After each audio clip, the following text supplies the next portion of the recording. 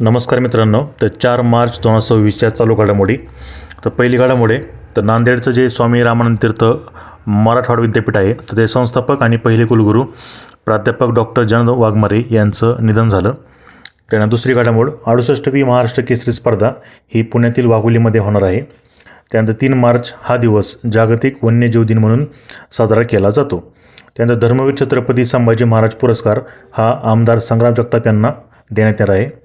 त्यानंतर हनुमान प्रकल्प हा आंध्र प्रदेशने चालू केला आहे. तर तो मानव आणि वन्यजीव यांच्यामध्ये जो काही संघर्ष होतो तर त्याला आळा घालण्यासाठी किंवा त्याच्यावरती काम करण्यासाठी हा प्रकल्प चालू केला आहे. त्यानंतर यूट्यूबवरती सर्वात जास्त सबस्क्रायबर असलेले पहिले नेते म्हणून नरेंद्र मोदी यांना हा सन्मान भेटला आहे. तर त्यांचे जवळपास 3 कोटी सबस्क्रायबर झालेले आहेत. त्यानंतर बारामतीतील शासकीय वैद्यकीय रुग्णालय आणि आयुर्वेदिक महाविद्यालय याला स्वर्गीय अजितदादा पवार यांचं नाव देण्यात येणार आहे.